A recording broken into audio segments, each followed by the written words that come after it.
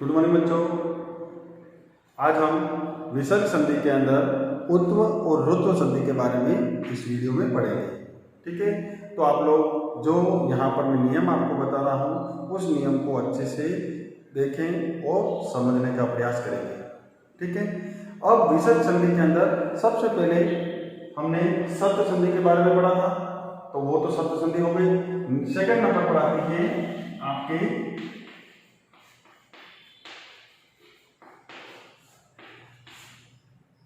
उत्व संधि।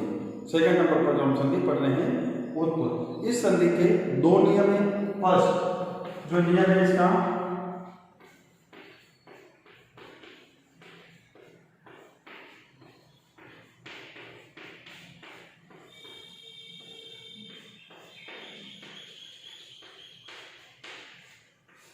ये मैंने जो लिखा ये मेरे ख्याल से आपको समझ में आया होगा। देखिए, यहाँ जो शब्द होता है वो विसर्ग से समाप्त होना चाहिए, यहाँ जो शब्द होता है वो अ से शुरू होना चाहिए। कोई भी शब्द हो सकता है यहाँ पर, वो किससे समाप्त होगा? विसर्ग से, लेकिन उसके पहले अ होना चाहिए। और यहाँ पर जो शब्द होगा वो अ से शुरू होना चाहिए। तो उस समय क्या होता है, विसर्ग को किसमें बदलते हैं? ओ में। और ये इधर जो अ होता है के बाद में अ से जो शब्द शुरू होता है तो वो अ किसमें बदल जाता है? एस। इसको अपन संस्कृत में बोलते हैं अवग्रह। और उसका जो उच्चारण जो होता है वो होता है अ। क्लियर? इसका जो उच्चारण लिख देता हूं मैं, इसका उच्चारण क्या होता है?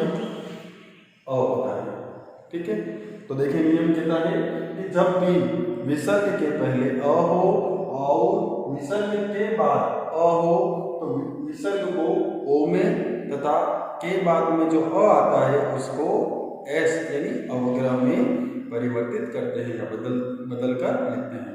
उसे अपन कहते हैं उत्व संधि। ये फर्स्ट नियम है। एग्जाम्पल देखें आप लोग, कह प्लस अपि, बालकः प्लस।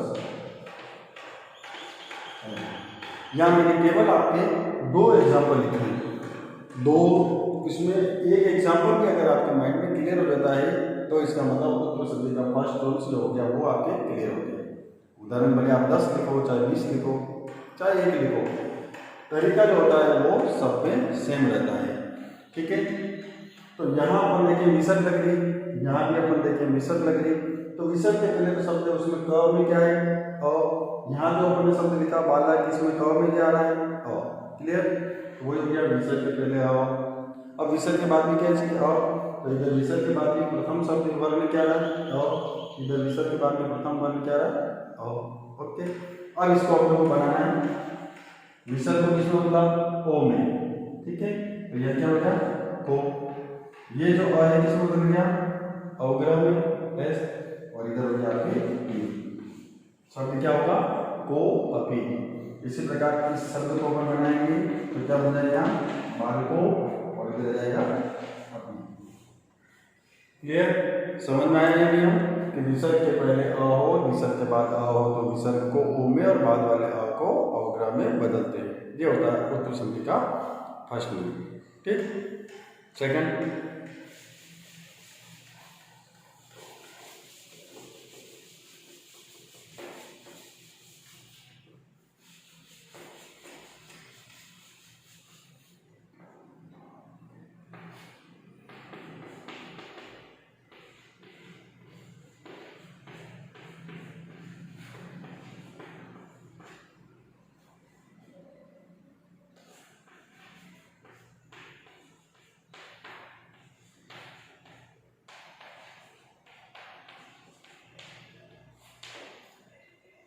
ठीक है, ये है विसर्ग संधि के अंदर उत्व संधि का सेकंड नियम।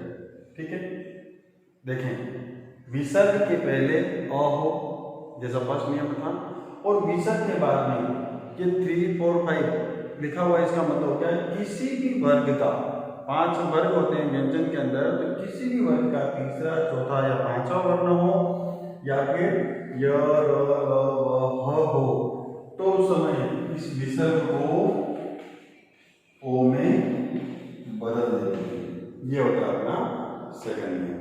समझ में आया कि विसर्ग के पहले अ हो और विसर्ग के बाद में किसी भी वर्ग का तीसरा चौथा पांचवा वर्ण हो या फिर य र ल व ह हो तो विसर्ग को ओ में बदलते हैं।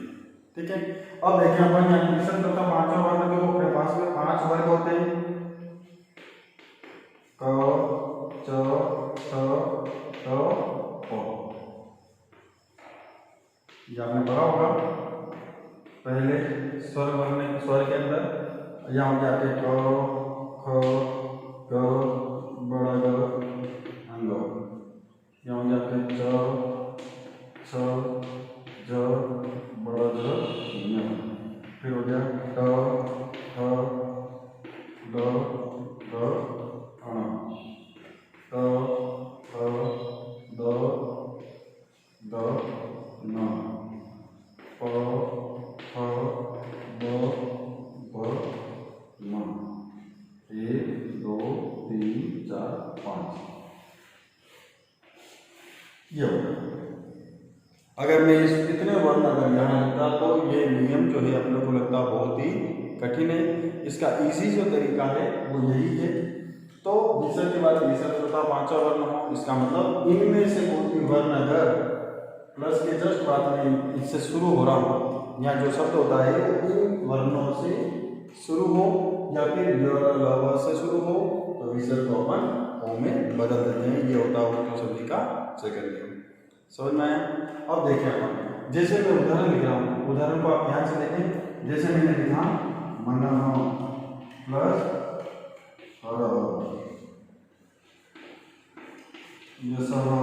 धन दान नमः धन नमः। इसी प्रकार राम प्लस जय। इन शब्दों को देखें तो यहाँ पर देखें सब विसर्ग से समाप्त हो रहे हैं। अब विसर्ग से समाप्त हो रहे हैं तो विसर्ग के पहले वाले वर्ण को देखना है वो किससे समाप्त हो रहा है। न में क्या है और स में और न में भी और इस म में भी है।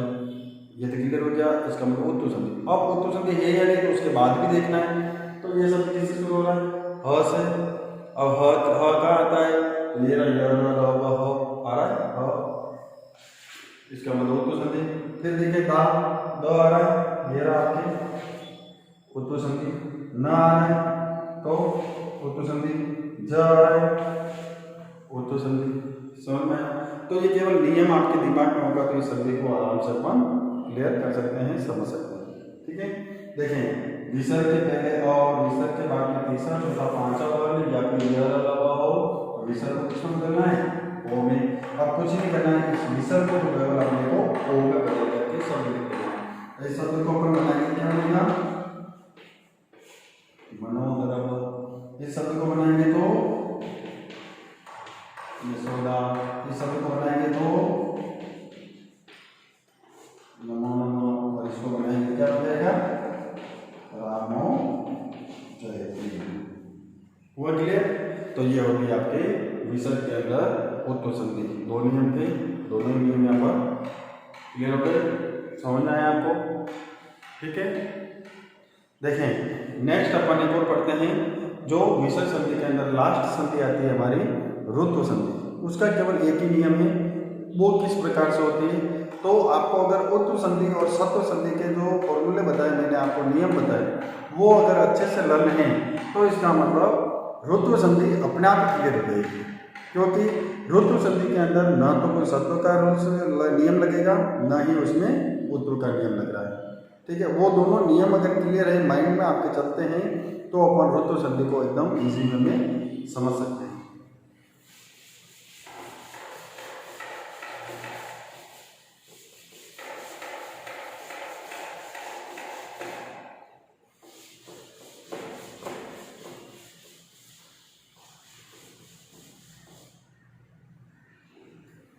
थर्ड नंबर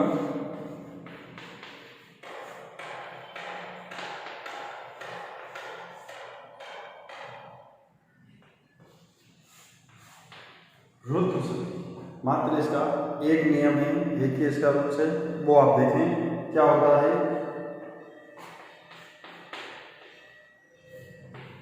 ध्यान से देखना और समझना।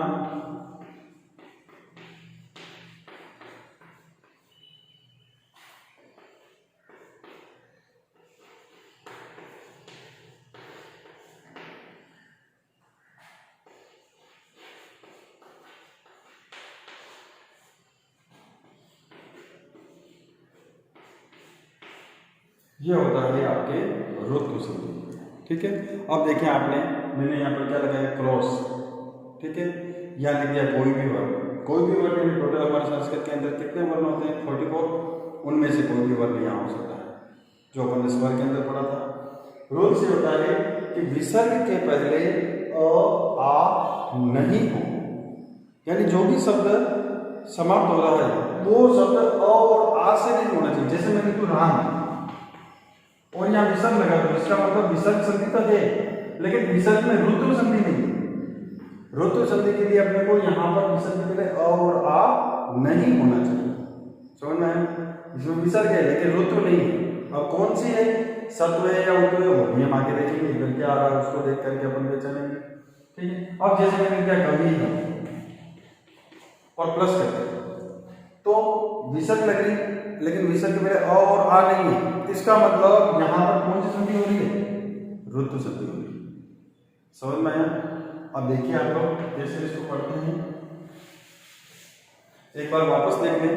विसर्ग के पहले अ और आ नहीं हो और विसर्ग के बाद कोई भी वर्ण हो तो उस समय इस विसर्ग को अपन किसमें बदलते हैं, र में बदलते हैं। ठीक है, देखिए एग्जाम्पल जैसे कवि हो धन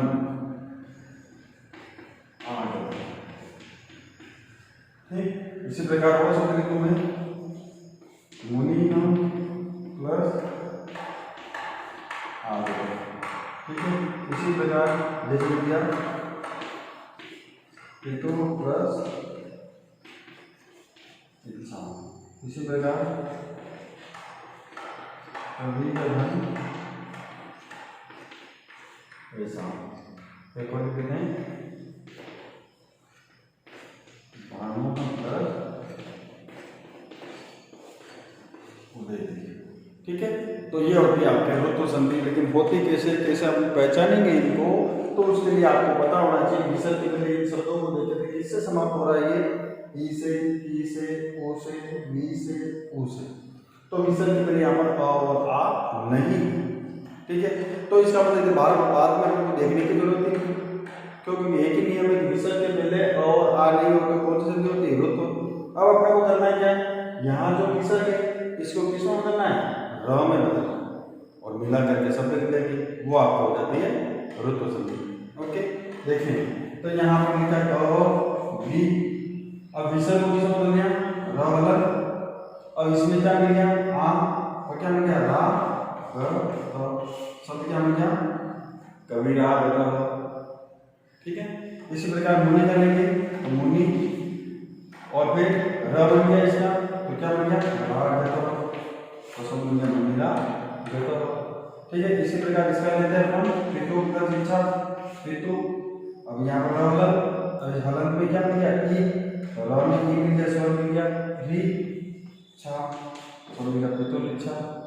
इस शब्द को बनाते हैं तो वी। ठीक है, क्या बना, कवि, विसर्ग को मिल गया र, तो र में ई मिल गया तो रे सा, शब्द बन गया कवि पेशा। और इस शब्द को अपन बनाते हैं भानु, विसर्ग को र बन गया र, अब र उ इसमें मिल गया रू, शब्द बन गया भानु रुदेवी। ठीक है, तो ये होता है आपके ऋतु संधि। समझ में आया? तो ऋतु संधि आपकी क्लियर हो गई।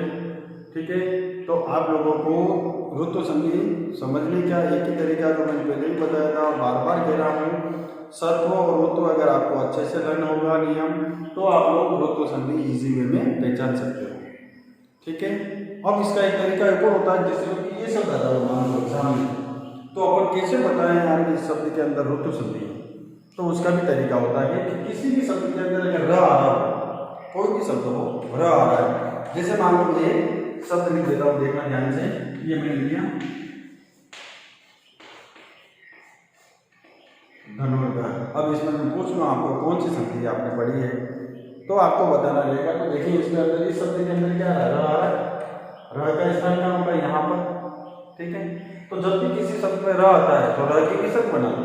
अब इसकी र का स्थान यहाँ पर होता है, चढ़ता अगले वाला बन पाता है, यहाँ हमने निषद बना दी, धनु प्लस इधरैया र, तो ये हो गया आपके तो संधि। बिल्कुल इजी है। जब हम संधि विच्छेद करते हैं तो दोनों शब्दों के स्वतंत्र अर्थ होना चाहिए। आगे वाला जो शब्द होता है उसका भी अर्थ होना चाहिए और पीछे जो शब्द होता है उसका भी स्वतंत्र अर्थ अगर आ रहा है तो हम जो संधि विच्छेद करते हैं वो बिल्कुल राइट है। यहाँ हमने बहुत कम एग्जाम्पल पढ़े। जब हम चैप्टर पढ़ेंगे तो चैप्टर के अंदर बहुत सारे शब्द ऐसे भी आते हैं जब अपन उसके अंदर कौन सी संधि है वो वहाँ पर भी क्लियर होगी, ठीक है। समझ में आया आपको? तो आप लोग बार बार वीडियो को देखोगे, उससे भी आपके क्लियर होगा कि हम संधि कैसे लर्न करें, कैसे उनको पढ़ें, कैसे हम उसको वर्क हमारा जो है हम कंप्लीट करें, ठीक है बेटा। ध्यान से पढ़ोगे, घर पर रहोगे, घर पर रहकर ही अभी आपको पढ़ना है, ठीक है। जब तक स्कूल नहीं खुलती है तब तक आपको यहाँ से स्कूल से जो वर्क भेजा जा रहा है उस वर्क को अपनी कॉपी में कंप्लीट करना है। और समय रहते आपको अपने जो टीचर्स हैं, जो आपको लाइव क्लासेस ले रहे हैं, जो टीचर्स आपको वीडियो भेज रहे हैं, जो आपको पढ़ा रहे हैं, उनका वर्क कंप्लीट करते रहें। और आप उस वर्क को कंप्लीट करने के बाद में आपके जो टीचर्स हैं उन टीचर को वर्क सेंड करें, जिससे हमें ये पता भी रहता रहे कि आप लोग इस टॉपिक को अच्छे से पढ़ रहे हैं और समझ रहे हैं, ठीक है बेटा। ओके, वीडियो को आप लोग जिसने भी सब्सक्राइब नहीं किया है वो सब्सक्राइब जरूर करें, ताकि जब भी नई वीडियो अपलोड होगी तो वो आपको डायरेक्ट मिल सके। ओके बेटा, बाय।